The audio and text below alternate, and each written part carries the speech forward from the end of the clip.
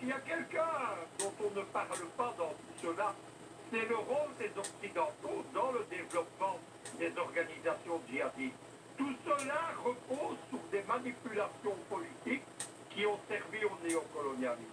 La première apparition du terrorisme des islamistes en Afrique, c'est la Somalie des années 80. C'est là que les Américains interviennent. Il s'agit de détruire la grande Somalie du maréchal Siad Barre, qui est un État marxiste-léniniste. Et les Américains, profitant que les Russes viennent d'exploser, il n'y a plus d'Union soviétique, ils vont y parvenir en 2 ans. Comment vont-ils le faire? Ils vont tout d'abord favoriser des islamistes qui s'appelaient les tribunaux islamiques, c'est l'équivalent des talibans, et une faction des tribunaux islamiques vont sortir, se développer, ce sont les fameux Shebabs, ça veut dire les jeunes. Les Shebabs, qu'est-ce que c'est au début? C'est comme Boko Haram, une petite secte terroriste. Nous sommes aujourd'hui 25 ans plus tard, les Shebabs se battent à 70 km de Mogadiscio. La Somalie, elle a éclaté en 5 États. Il y a encore un État qui vient de se déclarer autonome il y a 4 semaines, c'est le Jubaland. Et ces Shebabs qu'on n'avait jamais vus en Afrique, ils sont aujourd'hui présents en Éthiopie et au Kenya, dans l'allégeance d'Al-Qaïda, et il y a une branche qui est présente dans un des États sécessionnistes le plus blancs.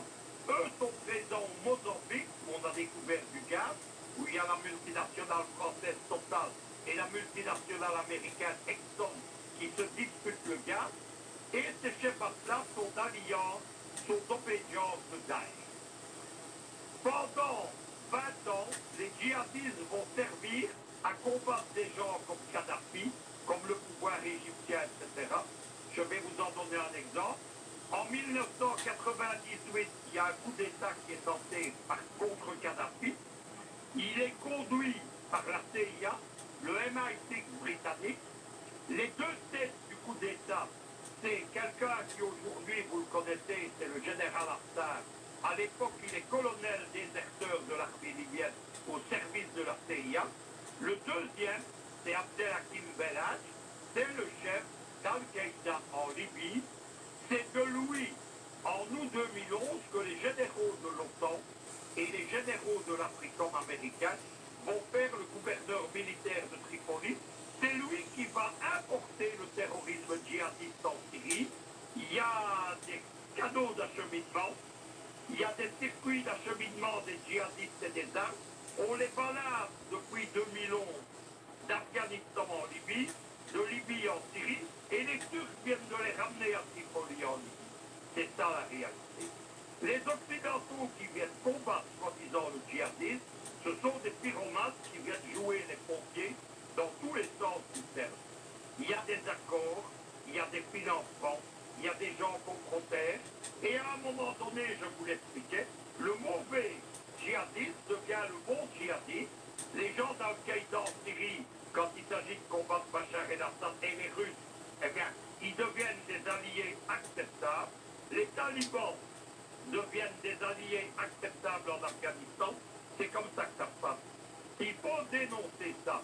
Si le djihadisme existe en Afrique depuis les années 90, on le doit aux Occidentaux et on le doit aux casques bleus de l'autre. C'est une histoire qui est peu connue, mais à l'époque, les casques bleus sont implantés dans beaucoup de pays africains et ils ont de nombreux officiers et sous-officiers qui sont pakistanais. Les Pakistanais, ce sont des idéologues wahhabites de la même tendance que les Saoudiens. À l'époque, le Pakistan, c'est une dictature wahhabite dirigée par l'armée et les services secrets. Et en Afrique, les premiers réseaux islamistes, le financement, les mosquées, les écoles, les madrasas radicales, elles sont implantées par les Pakistanais. Merci l'ONU, merci les Américains. Depuis 25 ans, ce phénomène, comme l'a dit un de mes collègues, qui était uniquement proche-oriental, il a explosé dans le monde. Ces gens sont aujourd'hui en Europe, ils sont dans les ex-républiques soviétiques d'Asie centrale, ils sont dans toute l'Afrique, depuis le Maroc jusqu'à la queue de la Somalie, et ce danger, soi-disant, contre lequel on lutte avec tous les moyens, notamment de la superpuissance américaine, on n'est pas capable de le détruire. Votre question maintenant, pour terminer, précisément, les seules forces militaires en dehors de la Syrie et du Caucase qui ont réussi à vaincre les djihadistes, ceux de Boko Haram ou ceux d'Aqmi, ce sont précisément les armées africaines du Tchad, du Niger et du Cameroun.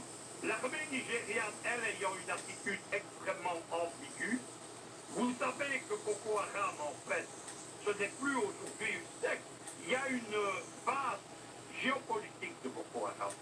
Entre l'an 800 et 1893, il y avait un grand royaume, le sultanat de Kanan-Bornou. C'était un pays notamment installé sur toutes les rives du lac Tchad. Et à l'époque, les musulmans étaient la population dominante. Les Français arrivent, c'est un legs du colonialisme, ils détruisent le sultanat de Bordeaux et ils donnent le pouvoir à des populations chrétiennes et animées. Il y a un ressentiment social.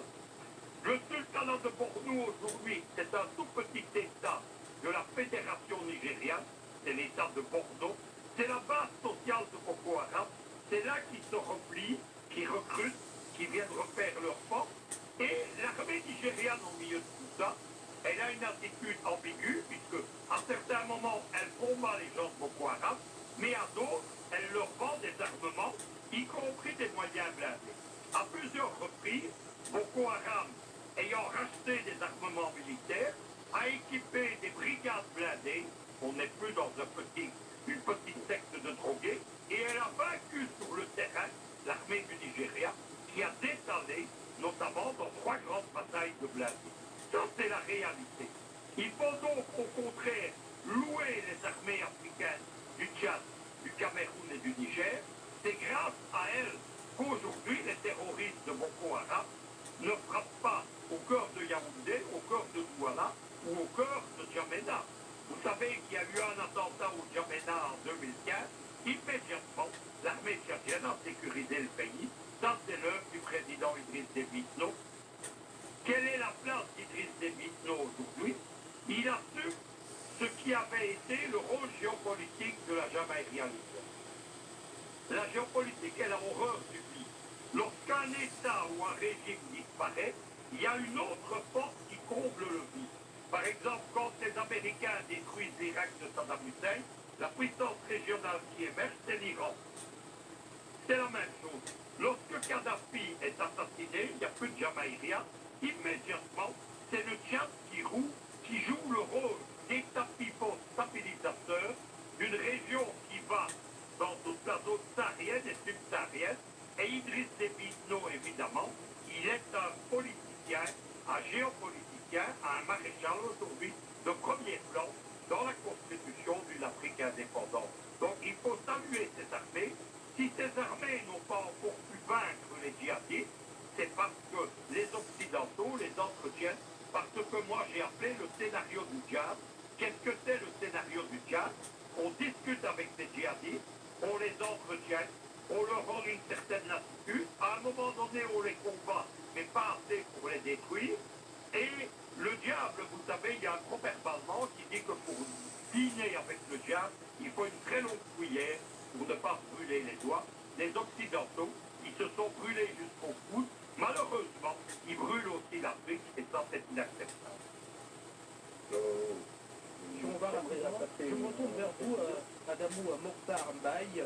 Alors, on était ici en train d'examiner ces rapports entre Paris et Djamena dans la lutte contre le terrorisme. On voit que l'agenda de Paris, pour ce qui est du bassin du lac Tchad, n'est pas, pourrait être vu comme n'étant pas nécessairement porté vers une éradication de Boko Haram. La preuve, elle a une force assez importante à quelques pas seulement du bassin du lac Tchad, à Djamena, en parlant bien sûr de ces Mirage 2000 qui auraient pu être en renfort, qui auraient pu pilonner les positions de Boko Haram pour soutenir les forces du Cameroun, du Tchad et du Niger.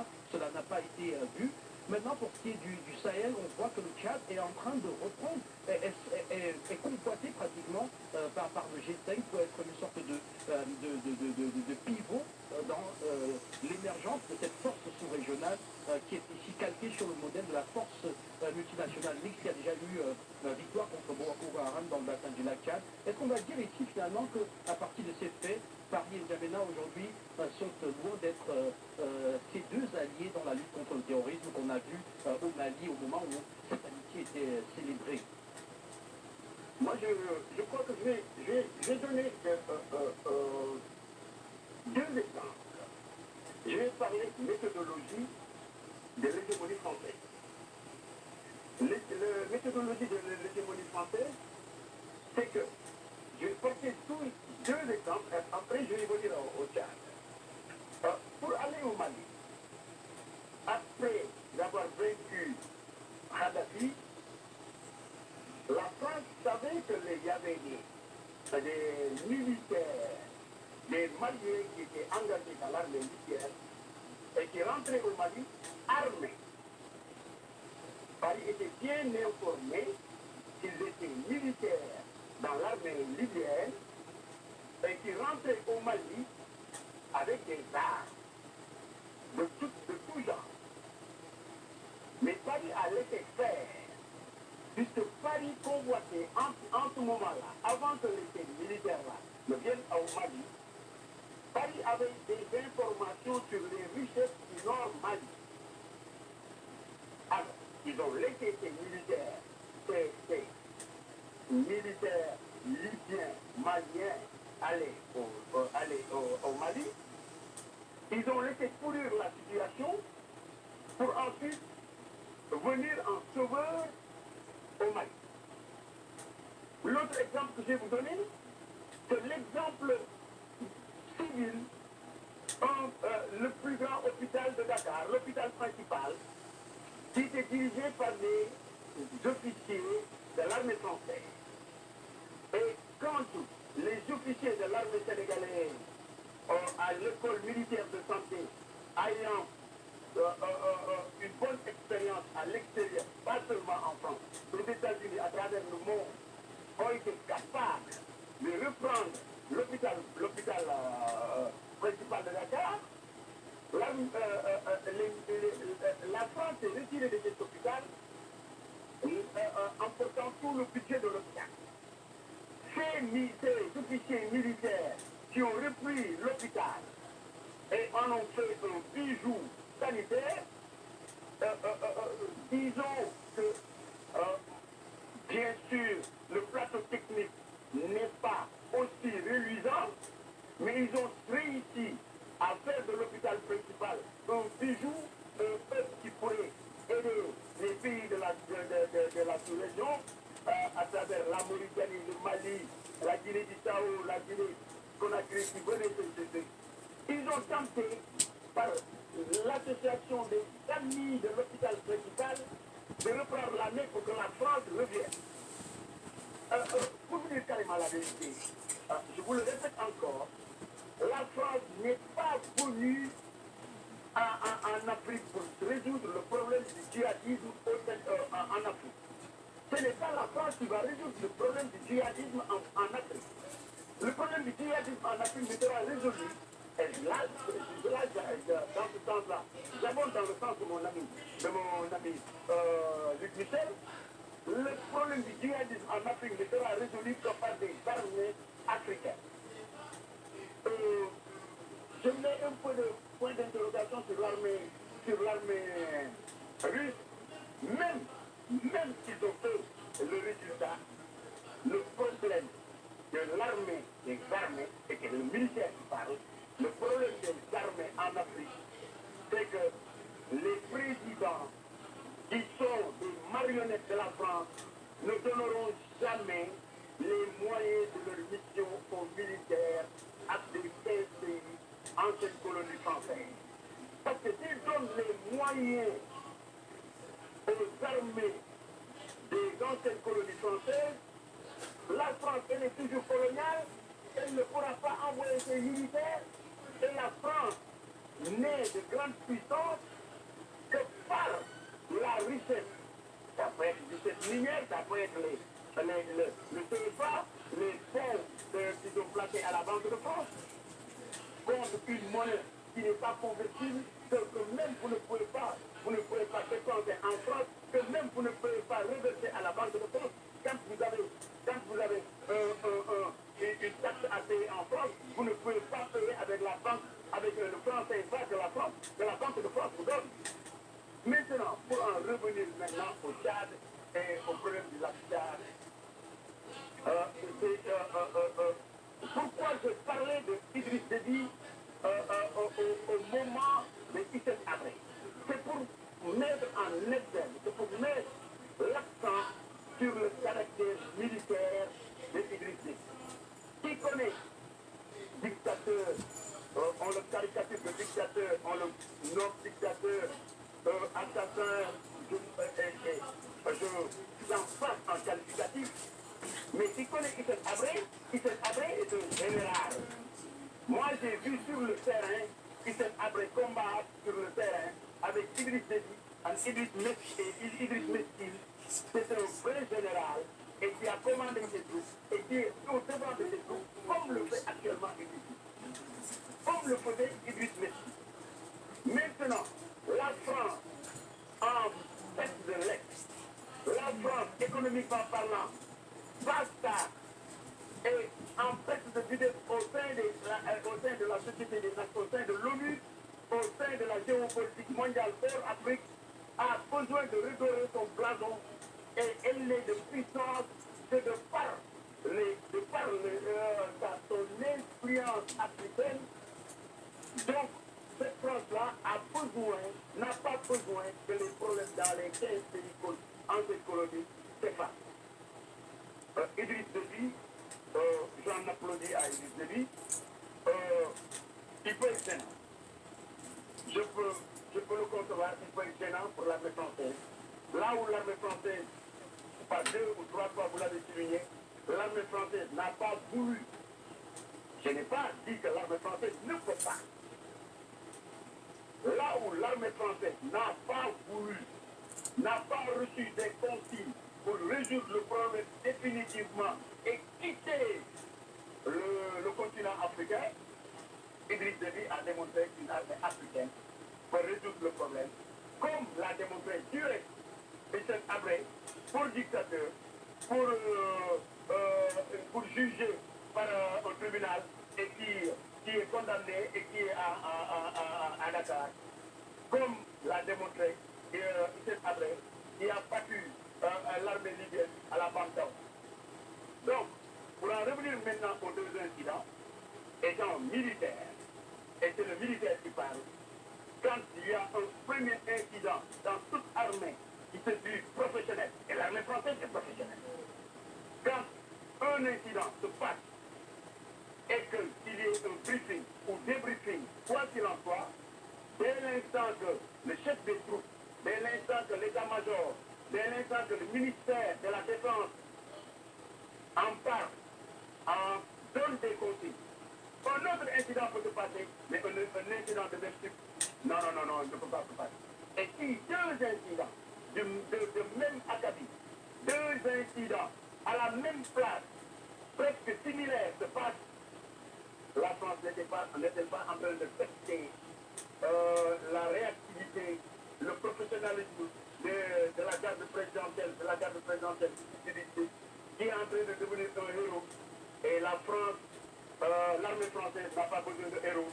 Elle a besoin d'une armée blanche, hégémonique, qui gagne, qui sauve l'Afrique, les pauvres Africains qui n'ont pas la possibilité de résoudre leurs problèmes. La France a besoin de cette influence-là pour rester en Afrique, pour avoir des raisons de rester en Afrique, comme l'a poussé les grandes puissances à arrêter l'esclavage, comme l'a poussé les grandes puissances à arrêter la colonisation, comme actuellement, ce n'est pas les grandes puissances qui le poussent actuellement à arrêter le néocolonialisme financier, c'est les pays de la CEDEAO, c'est le peuple africain qui pousse maintenant les pays de l'UMOA à quitter l'écho de la CEDEAO, ne soit pas arrimé à l'euro. La France, elle est toujours coloniale, elle restera toujours coloniale. Maintenant, la question que nous devons nous poser, le problème de la Tchad peut se résoudre. Ce n'est pas la France qui veut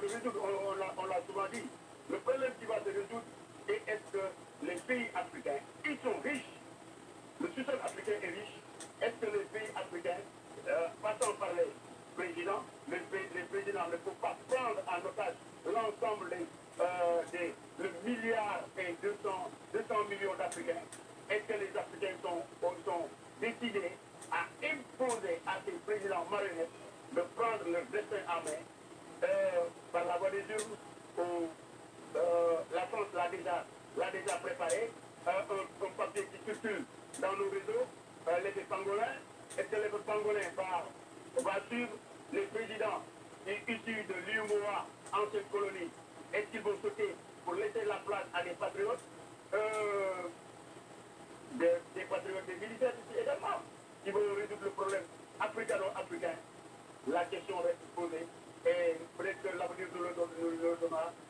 Moi, je ne prône pas révolution parce que la France a connu la révolution de 1789, mais ça n'a pas empêché Napoléon de revenir. Ça n'a pas empêché Napoléon de revenir. La moyenne bourgeoisie a pris la Bastille, a fait sa révolution de 1789. Maintenant, si le peuple, je ne parle pas des politiques, je ne parle pas des administratifs, si le peuple n'est pas bien préparé, je pense que, quelles que soient les politiques qui seront déterminées, le peuple ne sera pas prêt. Par conséquent, les officiers émanant du peuple, les présidents émanant du peuple, les administratifs émanant du peuple, je pense qu'il y a du pain à faire et je pense que Afrique Média est en train de contribuer à la sensibilisation, à une bonne éducation des populations. Et moi, je pense que tout ce problème, la Tchad, Libye, Mali, le problème du Sénégal, le problème de tous ces problèmes-là, ne peuvent se résoudre définitivement. Je ne parle pas provisoire, définitivement que par une solution uniquement et exclusivement africaine. Merci à vous voilà, pour cette contribution, passion par fait d'homme. Est-ce qu'on peut affirmer aujourd'hui, je veux dire, sans risque de se tromper, que N'Djamena et Paris sont sur la même longueur d'onde que l'on avait vu, sur laquelle on les avait vus au Mali pendant qu'ils luttaient contre les mouvements de la Zawad qui avaient décidé de couper le pays en deux? Bon, je pense que pendant cette période, il faut bien recycler le faire. C'est vrai que l'armée tchadienne s'est battue au niveau des Hippographes, mais c'était d'abord avec l'intention de sauvegarder l'intégrité territoriale du Mali. Donc l'armée tchadienne est allée secourir le peuple frère du Mali, dont en réalité l'intégrité territoriale était menacée par ces terroristes qui étaient venus justement de Libye et qui avaient reçu les assurances de Paris, de M. Sarkozy, leur disant, si vous adoptez une position à la limite neutre, en refusant de vous engager auprès des forces de Kadhafi pour combattre, n'est-ce pas, à cet côté, il est fort évident que nous vous promettons de vous donner un État. Or, ce qu'on a oublié, c'est que qui était venu de la Libye avec armes et bagages, comme on dit, les Touaregs. Voilà, les Touaregs, oui. Les Touaregs sont présents au Mali, ils sont aussi présents au Niger, et on ne peut pas dire qu'ils sont moins intégrés au Niger qu'au Mali, vice-versa. On a vu les Touaregs être des députés, on a vu les Touaregs être les ministres, mais c'était la volonté de Paris et de M. Sarkozy d'entraîner complètement la situation de cohabitation pacifique de l'ensemble des peuples de ces régions-là avec la guerre de Libye. On se souvient que le président Kadhafi avait l'habitude de dire attention, vous me combattez, mais attention, vous risquez de créer complètement une zone de non-droit et vous allez donner la possibilité à ces djihadistes, justement, qui met déjà le Moyen-Orient, de trouver par là une porte d'entrée et pour s'installer de manière, vous allez dire, pas définitive, mais assez durable dans ces régions et déstabiliser l'ensemble des secteurs de la bande saoudite. Et le président Idriss avait dit en ce moment-là, attention, on anticipe aussi un peu aussi ce qu'on appelle, c'est-à-dire que vous avez créé une situation, mais vous avez été incapable, n'est-ce pas, de contenir les départements que cette situation aurait pu poser.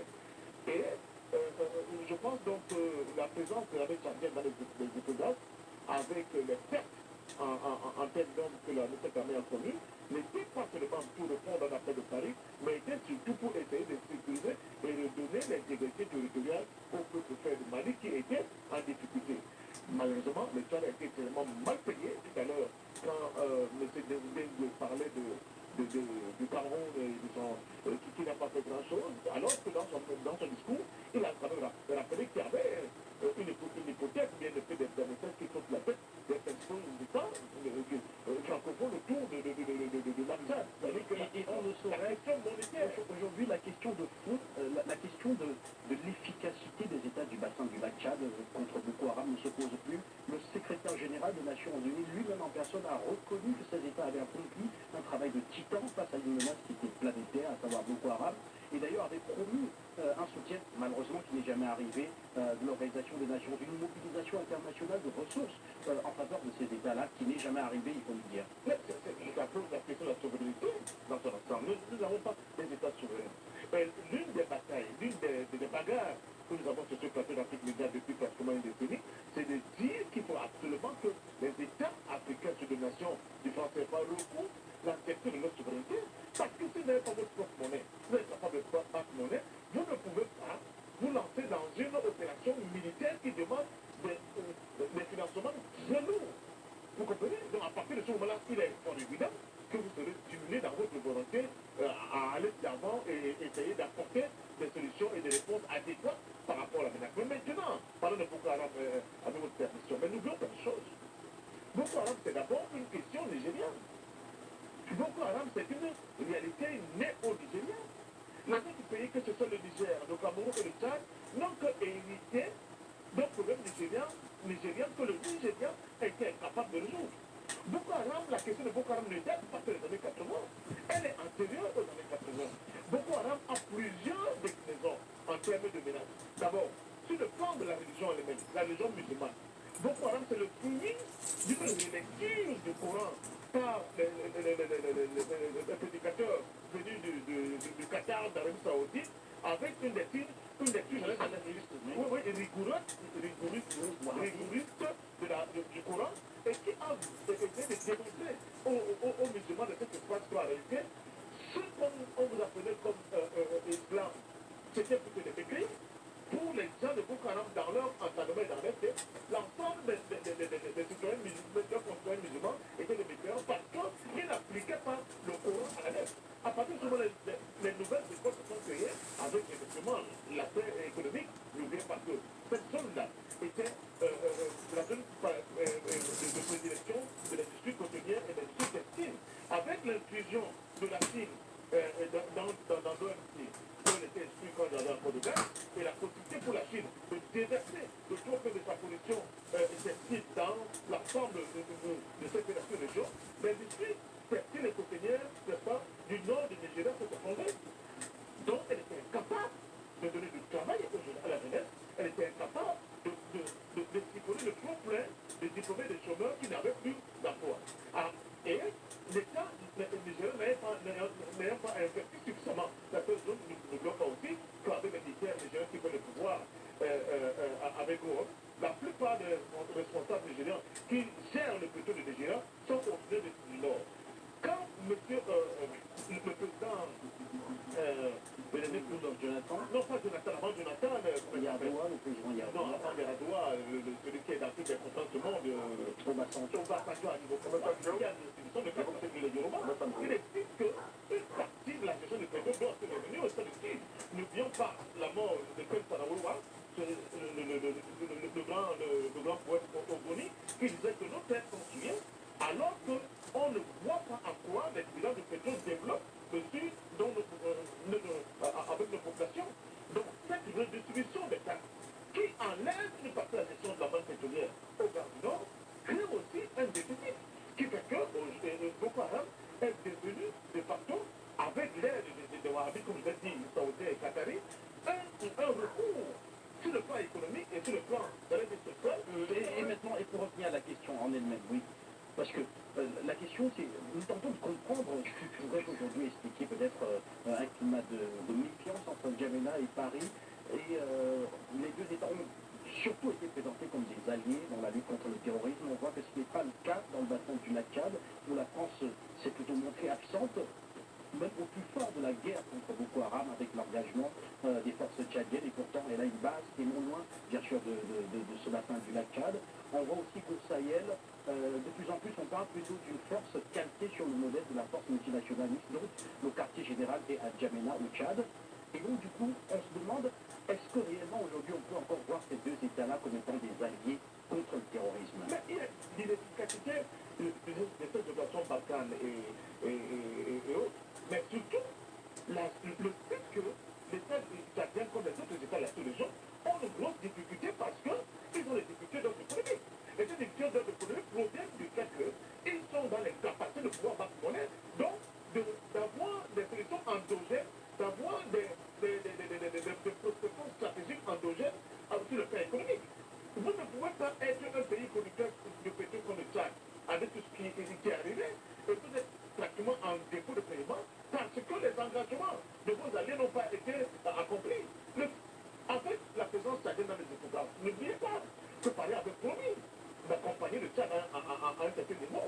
L'ensemble des dépenses militaires, financières sur le plan militaire, que le Tchad a consenti pour intervenir au niveau des programmes, est sorti du budget tchadien, est sorti de réserves, n'est-ce pas, en termes d'action du Tchad. Donc cela n'a pas été compensé. Au contraire, à un moment donné, vous vous souvenez que le président Déby, dans un acte de colère, a dit que c'est fini, c'est terminé la présence de l'unité tchadienne à l'extérieur, parce qu'elles ne sont pas accompagnées ni financièrement, ni sur le plan des équipements et matériels, que le Tchad est obligé de fonctionner dans son propre budget pour pouvoir acquérir. À partir de ce moment-là, on se pose la question d'une relation qui ne vous est pas de tout bénéfique. D'où la remise en question même de la présence des forces armées tchadiennes sur le sol sur le sol tchadien. Au contraire, ce qu'on a pu constater, c'est qu'avec des moyens extrêmement limités et modestes, on a pu voir que les forces armées et du Tchad, et du Nigeria, et du Niger, et du Cameroun, dans cette force mixte-là, on pu, avec le peu de moyens qui disposaient, lancer des offensives extrêmement, comment dire ça, décisives contre Boko Haram et avoir des résultats palpables.